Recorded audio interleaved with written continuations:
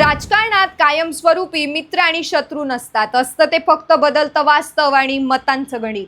परभणीच्या राजकारणाकडे पाहिलं तर ते अगदी स्पष्टपणे दिसून येतं. एक काळ असा होता की परभणी जिल्ह्यात खान पाहिजे की बाण अशा घोषणांवर आणि भावनिक मुद्द्यांवर निवडणुका लढवल्या जात होत्या. त्या काळात समाजामध्ये धार्मिक आणि भावनिक ध्रुवीकरणाचा प्रभाव मोठ्या प्रमाणात दिसून येत होता. मात्र आज परिस्थिती पूर्णपणे बदललेली दिसते. परभणी लोकसभा मतदारसंघातून शिवसेना उद्धव बाळासाहेब ठाकरे पक्षाचे बंडू जाधव खासदार म्हणून निवडून आलेत. त्यानंतर विधानसभा निवडणुकीत परभणी मतदारसंघातून राहुल पाटील विजयी झाले. या दोन्ही निवडणुकांमध्ये मुस्लिम समाजाच्या मतांची भूमिका महत्त्वाची मानली जाते. याचाच परिणाम पुढे परभणी महानगरपालिकेतही दिसून आला. महानगरपालिकेत सत्ता मिळवल्यानंतर शिवसेना उद्धव बाळासाहेब ठाकरे पक्षाचे प्रथमच एका मुस्लिम शिवसैनिकाला महापौरांचा सन्मान दिला.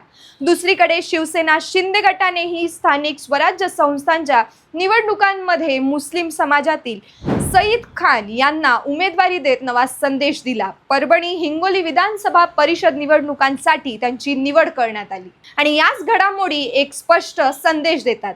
लोकशाहीमध्ये कोणताही राजकीय पक्ष समाजातील मोठ्या घटकाला कायम दुर्लक्षित करून पुढे जाऊ शकत नाही. प्रत्येक समाजाचे मत आणि त्यांचा सहभाग आणि त्यांचे प्रतिनिधित्व हे राजकारणासाठी तितकेच महत्त्वाचे. काळ बदलतो, परिस्थिती बदलते, मतदारांचे प्राधान्यक्रम बदलतात आणि त्यानुसार राजकीय पक्षांनाही आपली भूमिका बदलावी लागते. काल जे अशक्य वाटत होतं ते आज वास्तव बनलंय. परभणीच्या राजकारणात घडलेला हा बदल केवळ व्यक्तीचा किंवा पक्षाचा नाही, तर बदलत्या सामाजिक आणि राजकीय वास्तवाचा आरसा आहे आणि कदाचित यालाच म्हणतात वेळेचं गणित.